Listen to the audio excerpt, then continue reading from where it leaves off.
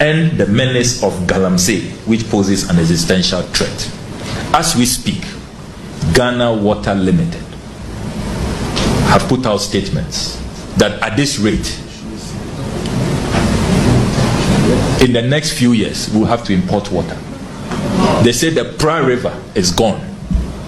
The turbidity levels are at a level that does not even allow them to treat waters. So as we speak, central western region, parts of Greater Accra, water crisis. For Ghana TV GH, make like, a comment, a subscribing, and for notification also turning on so that anytime you post a video, we will start making it.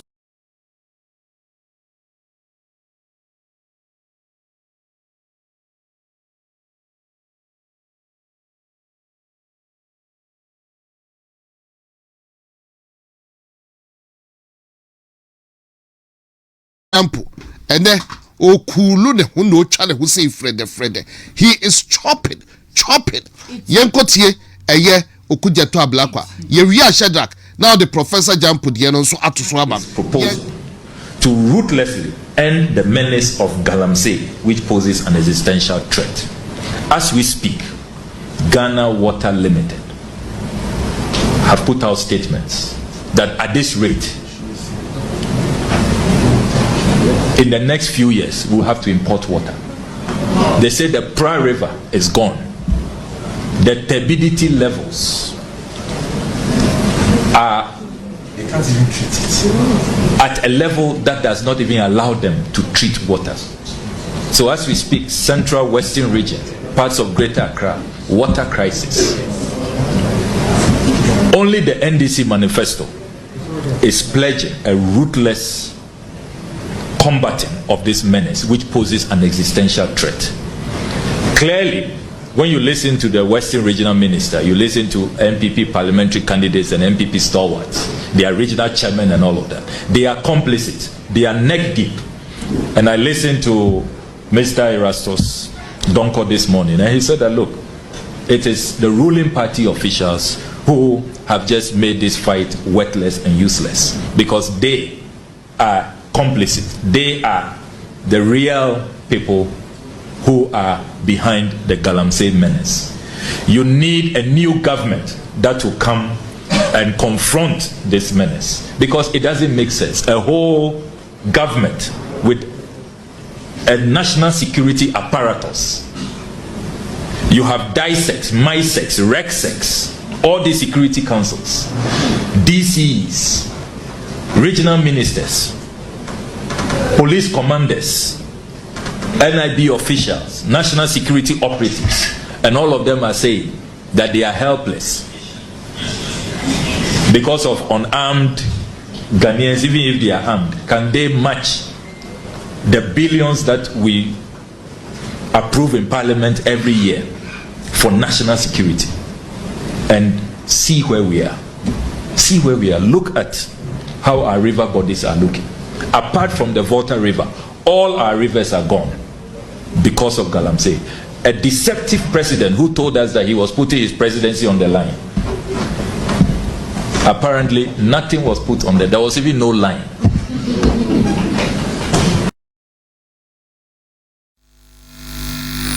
All right, what I share on OKUDZETO ablakwa. Boys kasa, boys dinkomo. Ene sa security niema nene de bi ni ho. The DISEC ne RECSEC ne hwan wa han wani a wo kan OKUDZETO. Ene sa niema ni bi ni ho. Mon na mo ba be ko etia Galamsey. What happened? State of emergency. You can't even declare it. But it speaks for itself. Shadrach, only for Professor Gyampo dieno so etusumami. Na yentie the one and only lecturer. Ebi dibi ebata de day, but yen kotie Professor Gyampo. If that tape is ready, yentie Professor Gyampo so ensema na oka yentie. Let there be a set. Not about MPP, it's not about NDC, it's about the lives of humanity. It's about the lives of Ghanaians. It's about kidneys that are failing. It's about livers that are failing. It's just as we declared locked down during COVID, let there be a certain declaration of it. It shows seriousness. Once you do that, it shows that no, you are serious. Otherwise, a few moments later, they said a state of emergency hasn't come. Yes, we have called for a state of emergency, and we've been told that the president, commander-in-chief of the Ghana Armed Forces, will not just get up and declare a state of emergency. In fact, yes, Saturday I made this call, and we had a government official also texting in to explain that President Mahama will have to take guidance and advice from his top security heads on how to proceed on this. It's not about MPP, it's not about NDC. What nonsense. Very nonsensical. That's Professor Gyampo for you. First one vim ano de kasa. Vim ano de kasa. Second one, when a direct question was put to him, or put to do. First one, no dear, yes, a say koso. Second one, no dear, say I did maybe good question. You'll be exposed one by one. Yang Kasapio, the videos, footages will speak for itself. The internet never ever forgets. First one, the own vim or the kasa. Second one, no dear, you just don't get up to declare a state of emergency. What changed? What changed? For any answer, me mamu akwaba. Na kabiyi ye IG Attorney General dey be but time until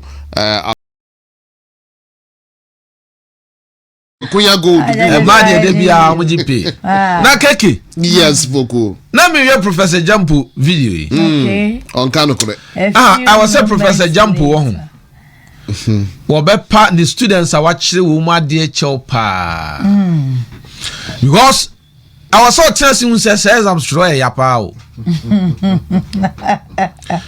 what certain questions I demand the students na kwada ne tenase no ntimi ntwira tama no wo classroom kyira de no say na no si hu nkwala no say na odwen form ho nsem be na o ka kyire wo no ani nei nensem o keka ye any question de ma no a wa hya ase horododoe minim time a hya ase epododo na ase question ba ku wo bresa de kwa no sa asam krona so ana okanu state of emergency prayer dipagu kidneys liver afọdane doctor and then there say did the hey one question be anya say yan kasa kese o be say yan kasa kese the internet never forgets. Oh yes. Hey, question baako anya say question we share bi do question na wan kasa wa bisa wan kasa wa ka ye say bisa the same question na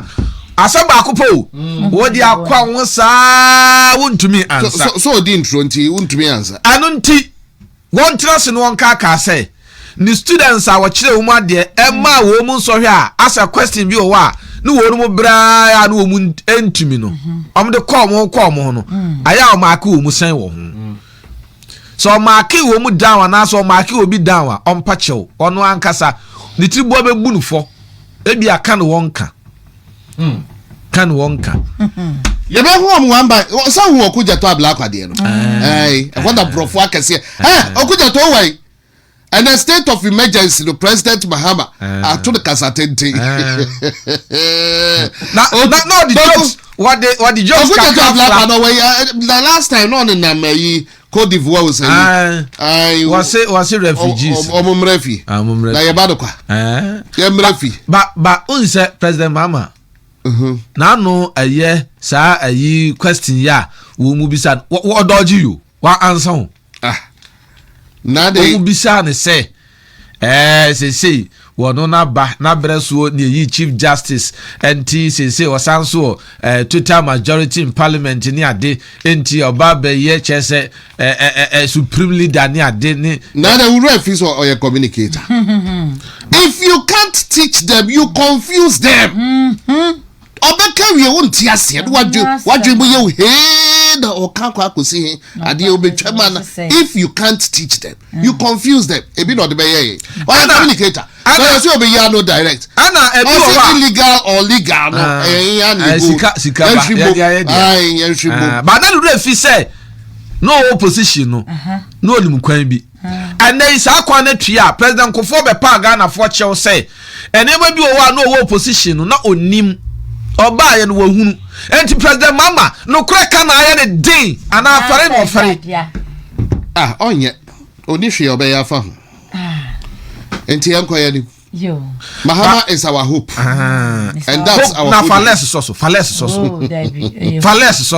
Mahama is our hope. Now the less less enti omo ekoto ababa President Mahama. He remains our hope. Interpreting say Mahama is the hope. Now the less asoso. But atiefo any ahwefo ehunu ne say. And sentrofo no mkubisa question no. Ebia wo chance so bisa ba akwa na mienu pe. Ubisa aye no. Wenye no untumi emma ensa ma mebisa biu obi nso ono nso nya akwa no ono nso woni dia wo bisa entie bia wa ntimi ama me repeat nti mampani fa sa akwanya no so ene ode doje kwa sebe ne den mate Mahama remains our hope. Moringa Nana Addo de na onwen oman ne ho Nana Addo de ono no na Galamsey no chise onfa ho into on the ono time with the state of emergency no ehia ono time there na ehia pa ba na we time there ehu hia je say you go through a process and now say you hwehwe nneom bi mu ansa keje woni mebi gold board nti no ntimi nya hwe no because on my muha all the large mining companies no they don't for gold mfa gold board they sell it bear one or two b and the small scale legal ones no and omodefa gold board and to him even bear 80% or 70% of those who are doing Galamsey omo gold na ho na yafa tize wo come state of emergency 70 or 80% no omo de beba omo ko fa we. And you say, Papa, no, what bedu a point be a why confused. Going for state of emergency and Lucy to say the for Catholic for EK. So, say, or channel economic gains now than what the environmental issues are about affecting the panic woman. And the Aqua Bangina gold board. Ehon no nya sika free ti na no anya SAMMY GYAMFI akojira o ye the cars ne 5 million Ghana cedi what kind of thing is this gold board aba ye dey support to cedi gold board ye nya revenue and apart from that no so no omun krofo so na ye omun krofo na ye sa den ya support wa mo aba ye aba mu na yesu kakra je de be fire ho a usi state of emergency enti no tibi nya ho hwe you see IGP call for class ya withdraw wa wo be sim no ye be yiwu wa wo be sim no Galamsey me se wa be sim ye be yiwu na ya na hana bisu wa wai ai me kai for time ama Chavez ye on wai Hana bisu Chavez away. Yes, I told him ma chere I'm saying Ubekwakoda. Yedi Pesicano. One of the quickest baby Yedi Pesica Galamsey. Enti party phone binum. Ayo madwe say come boy yet na fie 8 years no e ho no ngudi be yet the fastest say you betimi anya sika na back e say no na ma yami na ni bre yes so enti Galamsey no die na measures be no mo dia be different from what has happened yeah champagne the difference from dia be mo an say water guard and one water guys and also no for ye pedwuma ma full soldiers sebe yom kwa because so minim swimming so makwa tena forest ho so mo bet hefa pa mo dwuma pa ne say o mo tete no mo telescope and ehwehwe ne nemre mu no Yeah, the modern technology and they manage these mining a and the president will make our say, you go Australia. Yeah. I was where.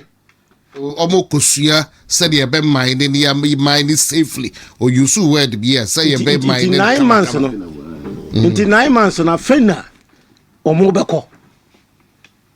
9 months no afena omo beko. Chief Justice okaso obeyi no oko Australia.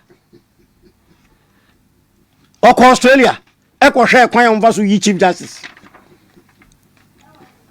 And Crawford mobile almost sack you from a dream or Australia. You see, passion, say, passion na omodi gu ekufado sono. Sa passion ni bin na ye this time. Sen ka omodi be towards what Galamsey. And the passion na anyone now no. Enu na mi who say yes. And Crawford no o mas come ye. Ti Galamsey ni dear state of emergency and mada Kali Bishop war Mwachro Yemfa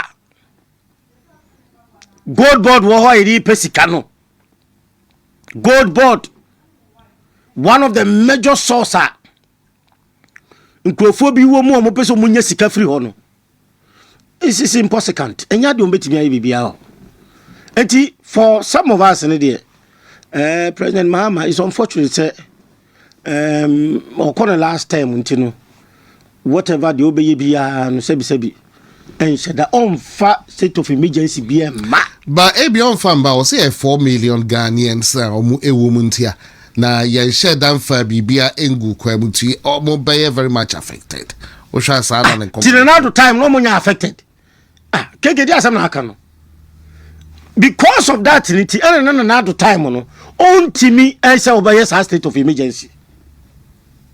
Because you collapse the mining economy. It was our areas now, Sankrofoni now. Because so now the way a man for it depending on it's no mobile saying any alternative livelihood. One call yefu. Sika ni pakroni nyemu free a day no. Untibe ko kaje se won ko fish. Ana won ko kube, ana won ko ye won ko tikube. Then we replace the one free one. To me, Anna, I didn't know me more student a bimu I used to Galamsey or Modiako school. A dear show moho, a be dear be a juma. I be my young Zomonco Galamsey in the it is also the effect of say Okoye, no. A timia mananya school, a timia manaya. There's no way I will be to catch say. Onko tikube na alternative livelihood no e be sustain ye no no uko ba bia se hwedi wan enu anu mo ye o enu anu mo ye manso woni wenu na enu anu mo ye now no because say omo de share Galamsey for ni team no enu te say Galamsey for no so amo wo no now they are defending themselves so who can say oba ye betu who can so be say enti say now no there would the twa yesu de be see would see e be twa and that is what is going at manso and them penifo ni bi du omu wuram egigi sika free nkrofo bi ho and a confusion basa die si wo manso ho ni nyina ye nkrofo a afa akwan bi so no bo so mu chichim nkrofo bi sa all because their party is in power. Yekum we asanko ahwan nti dem busa mu say time na MPP for CID ye DC ho no and yanti bibia sa so what happened and then there's a change in government she said there enkrofo ayakun Galamsey so these are the questions I was asking myself say yambi beka say enye religion and the omo kotsena akonya do so na mom eye omo mine ya e bi support party no and the omo edru baby a omo edu nti omo egu no to some extent omo enye very very careful approach no dey kodo dey enye ne kwan so eno so and on that day he admitted say gold board so no yes minus he been a day gold no ebro but omo find the way ombebo modiana omo ehu say yes your license we no more 12 free sa enkofo no nche ti wa admit but say obekun we 12 free ho no oh de eno de sa community mine yom de ba omo de common be here na relanch because Nana Addo e sha see in November nim ana mo amodiro ayi na ma nkofo iku free mu you enti for some of us the gold they also mutu omo ya chede but e kwanya ye fa Pasi Galamsey na ekoso no kra no ya na boa gold board anka titi hono nanka golda na anka Indians ne Lebanese ne other nationals ebetono say no better free mining for no ne Galamsey for no hono they say gold board and so it to be ama enya hwe kra no omano benefit John na wonim enkomo we no nyina na me ba ya na me pesa medio if we say abada ekoto ye no omo anto ama ye ra mahama say obetumi abesolve oman yi problems